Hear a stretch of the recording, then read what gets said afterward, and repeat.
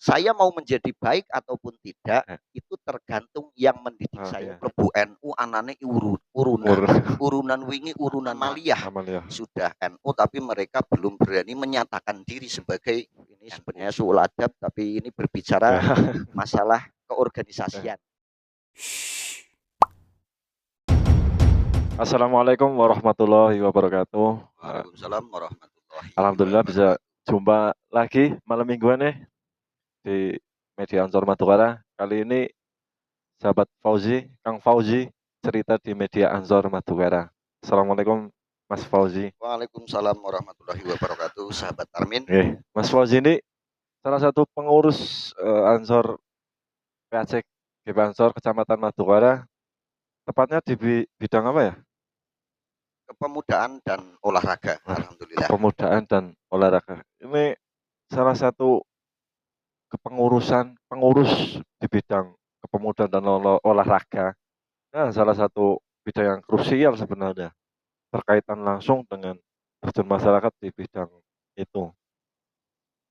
Betul sekali, Hmm, saya sendiri sebenarnya kalau secara, jabatan di dalam hmm, struktur tersebut merasa tidak mampu karena sedikit banyak agak tahu, peran atau fungsi daripada, seksi atau bidang kepemudaan dan olahraga. ah, Namun demikian, kenapa saya mengiyakan, karena hmm, derek dawuh, karena, pada prinsipnya memang apapun yang menjadi tugas ansor, yang tugas itu diberikan oleh atasan, ah, oleh para kiai, hmm, oleh para, senior-senior kita, maka kita harus mengikuti. Adapun mampu atau tidaknya sebenarnya secara pribadi pikir kari. saya lebih, condong untuk menjawab tidak mampu Ah, dan tidak tahu ataupun tidak bisa. Tapi, karena niat khidmah itu sendiri maka mampu atau tidak mampu saya niatkan bismillah, mudah-mudahan dengan niat bismillah,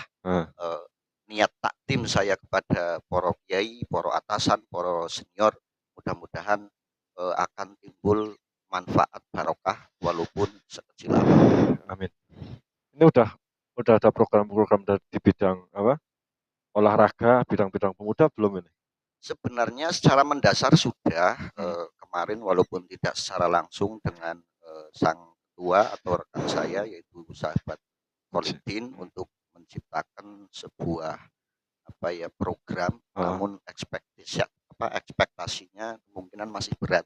Karena ah, lagi-lagi dalam setiap, kegiatan apapun, kita terpentok dalam anggaran, anggaran. Nah, pendanaan. pendanaan. Nah, Ah, ini yang, sebenarnya, perlu saya sampaikan, hmm, bagaimana sebuah organisasi nantinya memberi atau menciptakan sebuah keleluasaan agar setiap bidang itu bisa mengekspresikan atau bisa berkontribusi, bisa berpartisipasi sesuai dengan bidangnya masing-masing, ah, tapi memang kendalanya itu di sektor pendanaan. keuangan. Ini setiap kegiatan apapun, baik di ranting maupun di PAC. PAC itu sendiri. Nah, itu juga semua organisasi juga mengalami hal semacam itu mungkin ya, terkait dengan keuangan. Atau mungkin apa kita perlu backing-backing biar dana mengalir? Itu mungkin kalau kita berbicara di ranah ini, sebenarnya itu menjadi, suatu kewajiban. Ah, Kewajiban di mana kita harus kembali kepada, eee, kaidah jerbasuki mau mawa bea. beo. Tanpa bea kita nggak bisa jerbasuki.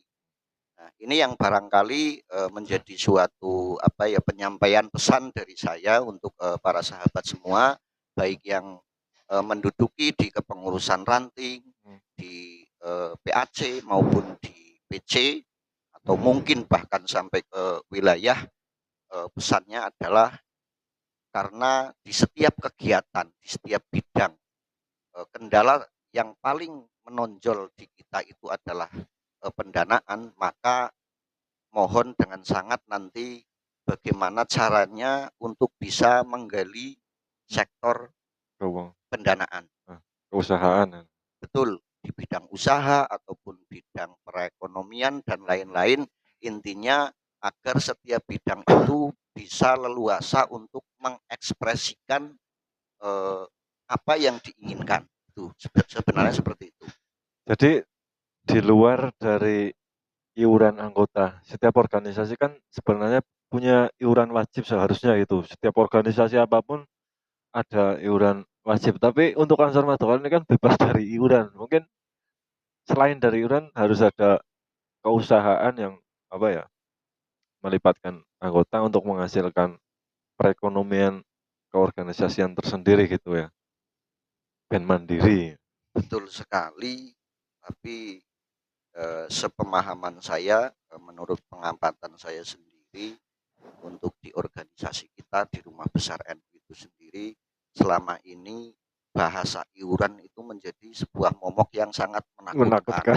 Ini saja walaupun tidak setiap kali kegiatan kita mengadakan iuran, yang namanya bahasa iuran itu sudah agak dilekat-lekatkan dengan organisasi kita. Bahkan mereka-mereka di luar kita itu banyak yang komentar, lebu NU anane urunan wingi urunan maning, anane mau urunan kok seperti itu. Bahkan bagi mereka-mereka yang mungkin belum tertarik, belum ada giroh untuk ikut dalam keorganisasian kita, lebih mengeluarkan kata-kata kritikal mereka. Kadang-kadang anane kur jaluk-jaluk tok dan lain sebagainya. Ini menjadi sebuah kemirisan bagi kita. Maka dari itu saya berharap sebenarnya sih ada dukungan moral, ada spirit di bidang ekonomi dan lain sebagainya. Berharap dari atasan-atasan kita itu dari MWC maupun dari kepengurusan PC dan lain sebagainya itu bisa memberi solusi bagi kita bagaimana organisasi kita itu bisa jalan dengan dasar bahwa kita memiliki dana. Nah, penggalian dana ini yang sebenarnya sangat krusial. Itu tadi kalau disebutkan sebagai iuran, maka jangankan orang di luar sana, saya sendiri kadang-kadang setiap ada pemberitahuan iuran urunan maning dan lain sebagainya, ini menjadi sebuah momok yang menakutkan. Berdasarkan pengalaman saya sendiri, sedikit saya cerita, sebenarnya kula niki nggih anak turune wong NU, sudah pasti NU. Tapi ternyata baru beberapa tahun ini saya masuk di kepengurusan ranting Ansor Desa Pagelak, berawal dari sahabat Yai Juprianto. Waktu itu beliau baru 1 atau 2 tahun mukim, pulang mondok, kemudian beliau yang entengan door to door untuk menggalang massa, mengembalikan masyarakat yang sebenarnya secara amaliyah sudah NU, tapi mereka belum berani menyatakan diri sebagai NU. Nah, waktu itu beliau menyambangi saya di rumah saya, mengajak untuk membuat sebuah kepengurusan NU di Desa Pagelak. Waktu itu saya belum tertarik, karena yang saya tahu waktu itu NU ya yang ada seperti itu, anane gerombal-gerombul, anane urunan dan lain sebagainya. Maka sisi ketertarikan saya itu belum ada. Tapi sesuai dengan berkembangnya waktu, entah tahun berapa itu 2019 kalau nggak salah, waktu itu beliau sahabat Yai Juprianto itu menyampaikan ada sebuah penataran, yaitu yang disebut PKP pada waktu itu di PKPNU di Pondok Pesantren Tambihul Khofilin.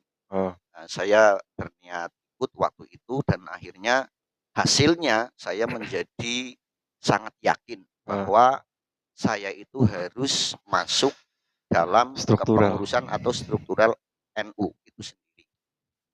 Yang saya tahu dan yang saya dapatkan dari materi-materi tersebut, jujur saya menjadi sangat tergugah. Waktu itu yang disampaikan adalah bagaimana kita manusia hidup di dunia ini itu bisa tergolong menjadi golongan orang-orang yang berjuang. Berjuang yang perjuangan itu diakui oleh Allah Subhanahu wa taala. Artinya bahwa semua manusia yang hidup di dunia ini semua itu berjuang. Yang menjadi kiai, mereka berjuang untuk menebarkan ilmunya. Ya. Yang menjadi santri berjuang untuk mendapatkan ilmu. Yang menjadi dokter berjuang untuk ikut berperan aktif dalam menangani atau menyembuhkan berbagai penyakit. Ah. Bahkan nuwun sewune copet pun Ya. dalam mereka beraktivitas otomatis mereka adalah sedang berjuang Berjuang. untuk mendapatkan hasil nggo sangu urip, bahkan mungkin untuk nafkah keluarganya. Dan yang saya pahami di PKPNU itu bagaimana agar apa yang kita lakukan selama hidup di dunia ini benar-benar menjadi sebuah perjuangan yang diakui oleh Allah Subhanahu wa taala, yang kemudian kelak di akhirat perjuangan itu akan kembali kepada diri kita sendiri. Nah, itu yang sangat menggugah keinginan saya untuk masuk ke dalam struktural Nahdlatul Ulama. Dan alhamdulillah pada tahun 2022 saya dilantik menjadi ketua ranting GP Ansor Desa Pagelak. Namun saya masih merasakan banyak kekurangan. Yang saya harapkan waktu itu, karena saya sudah tua, sekarang umur saya 44, pada waktu itu kalau nggak salah 41 tahun saya mengikuti PKP NU, dan selang 1 tahun saya menjadi ketua ranting GP Ansor Desa Pagelak, yang sampai hari ini, sampai detik ini masih menjadi sebuah benang kusut di pikiran dan di hati saya. Ini secara kaderisasi kedepannya itu mau bagaimana. Padahal kemarin itu waktu di konferansap di Desa Pagelak itu disampaikan oleh ketua PC bahwa untuk menjadi pemimpin dalam sebuah organisasi baik di Ansor maupun NU itu sendiri itu dibatasi umur maksimal 40 tahun. 40 tahun. Itu kan untuk Ansor. Itu untuk Ansor. Itu untuk ketuanya. Untuk ketua, untuk struktur tidak ya, tidak dibatasi. Nah, kenapa bulan kemarin itu saya didaulat untuk tetap berposisi sebagai ketua ranting. Itu bukan berarti saya baik, bukan karena saya bisa, bukan karena saya mampu, tapi lagi-lagi karena tidak ada generasi penerus. Nah, barangkali ini yang perlu saya sampaikan, artinya bagaimana kita bisa menciptakan, kita bisa menggugah, kita bisa mengundang ataupun menjadi daya tarik agar para pemuda saat ini tertarik untuk masuk ke dalam struktur. Nah, ini yang sampai detik ini masih saya pikirkan solusinya itu bagaimana. Saya sudah tua, kalau di 2 atau 3 tahun ke depan tidak ada generasi penerus khususnya di Desa Pagelak, apakah akan bubar ranting Ansor Desa Pagelak? Nah, mungkin itu salah satu bagian dari tugas bidang pemuda, mungkin di bidang pemuda. Secara tidak langsung pengkaderan untuk gerakan pemuda Ansor sendiri, selain dari jaringan umum, itu kan juga kita punya Badan Otonom NU, itu IPNU. Nah, mungkin kedekatan antara IPNU dan Ansor sendiri itu perlu ditingkatkan supaya nanti ketika masa-masa IPNU sudah cukup untuk masuk ke gerakan pemuda Ansor, kita punya jaringan di bawahnya, itu kan lebih mudah. Mungkin seperti itu. Gimana tanggapan? Peningkatan. Justru pintu mana yang harus kita buka untuk meningkatkan kaderisasi ataupun membangun sebuah komunitas baru atau generasi penerus. Cara meningkatkannya itu, kalau harapan untuk mendapatkan peningkatan, jelas itu harapan semua orang, harapan semua organisasi, harapan semua komunitas, tapi belum saya temukan untuk meningkatkan kaderisasi itu sendiri harus lewat pintu mana.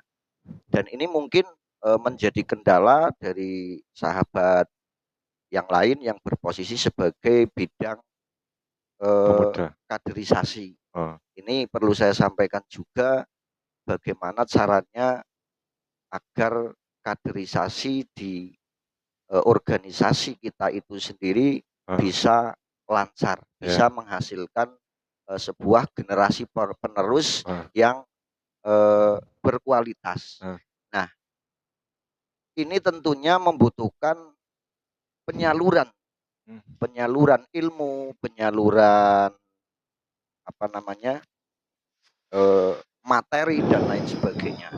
Karena yang ingin saya pesankan juga bagaimana kita bisa menjadi daya magnet, daya tarik magnet agar mereka yang belum masuk ke dalam struktur itu tertarik. ya, Barangkali sahabat-sahabat Banser tidak sekedar merasa dan terlihat gagah ketika di lapangan memakai seragam, tapi bagaimana agar eh, yang belum menjadi Banser itu tertarik untuk menjadi Banser. ya, Seperti saya sendiri, oh, ketika saya memakai seragam hijau ini, oh, saya pribadi sangat bangga.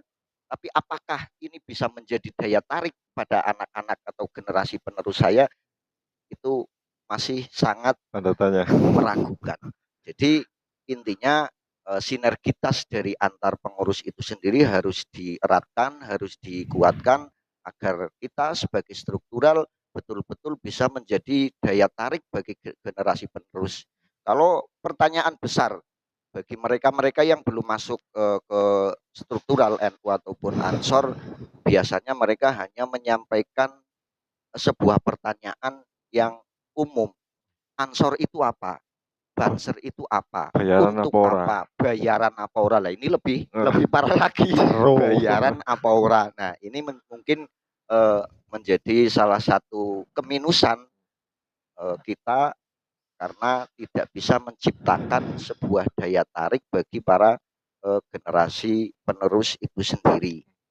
Nah, yang ingin saya sampaikan, eh, mari kita selaku anak ataupun ansor dengan MWC, PC, dan lain sebagainya selaku rama ataupun orang tua, kita tunjukkan sinergitas kita dulu. Karena nun sewu, saya pernah melihat di YouTube itu seolah-olah ada sebuah adu argumentasi. Hmm, Pengurus MWC ataupun PC, Poro Yai itu sendiri, mereka menggunakan dalil makna kias dari sebuah syair yang diciptakan oleh Ibnu Aqil dalam kitab Alfiyah, ah, wa ma yadil mudhofa ya'ti kholafa anhu fil i'robi idama hudifa. ah, Mereka lebih menyampaikan sebuah hak ataupun tuntutan agar generasi penerus mereka dalam hal ini Ansor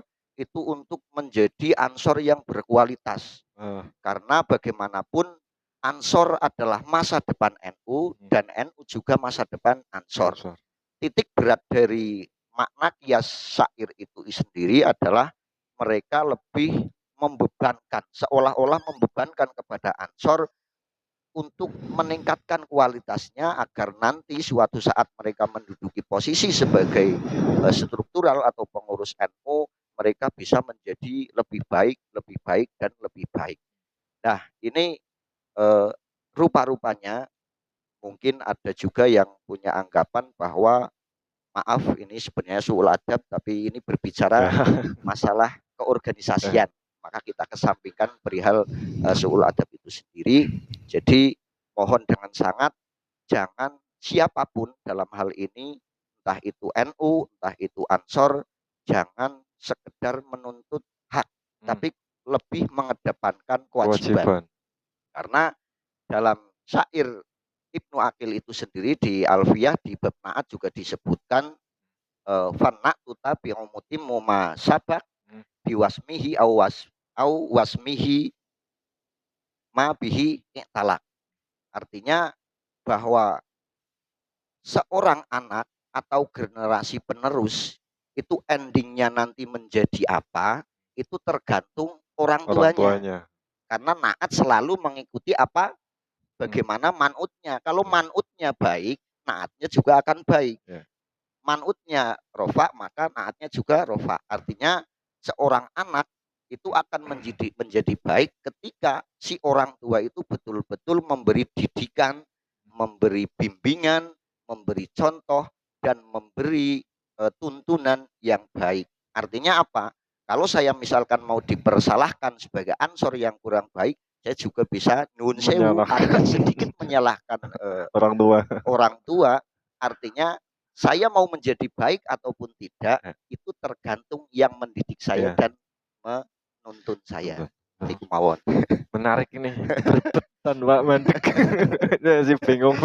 Nah, posisi saya sendiri di sini, posisi saya sendiri kemampuan saya itu untuk berbicara dan untuk maitu, untuk di sektor kontribusi bahkan dedikasi saya 0%. Makanya saya diandalkan di ranting Pagelak itu mungkin Poroya itu menggunakan saya memanfaatkan berbete labene saya tok itu saja. Untuk kualitas lain saya nggak ada. Menarik sebenarnya ini. Mungkin ada pesan-pesan mungkin untuk sebagai penutup segmen kali ini. Pesan kepada sahabat-sahabat ranting Desa Pagelak ataupun sahabat-sahabat PAC Madukara, saya tekankan dan saya mohon dengan sangat, mari mulai saat ini kita betul-betul tunjukkan kualitas kita, bukan karena kita sudah hebat kemudian menggunakan kualitas itu, tidak. Artinya kita juga harus menggali kualitas kita.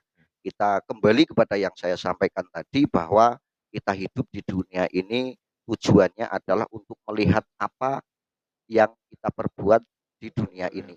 Ini manfaat yang akan kita dapat nanti di akhirat. Karena Allah itu sendiri sudah dawuh, kalau kita baik maka kebaikan akan kita dapatkan di akhirat. Apapun, sekecil apapun kebaikan itu pasti akan kita jumpai. Allah tidak akan pernah salah memberikan nilai dan tidak akan pernah keliru dalam memberikan sebuah imbalan kepada manusia. Itu tergantung sewaktu kita hidup, manakala kita berdedikasi, kita berkontribusi, kita berpartisipasi di dunia ini dengan baik, mengikuti para kiai, insya Allah apapun yang kita lakukan akan menjadi manfaat barokah yang akan kita temui di akhirat. Amin. Menarik sebenarnya cerita Kang Fauzi di Media Ansor kali ini. Tapi karena keterbatasan waktu, intinya kejayaan NU, kejayaan Ansor di masa depan tergantung dari kesiapan kita, generasi kita saat ini untuk menyiapkan generasi penggantinya atau penerusnya. Mungkin itu, mudah-mudahan bermanfaat, ada ilmu yang bisa kita ambil. Sekian dari kami. Wassalamualaikum warahmatullahi wabarakatuh.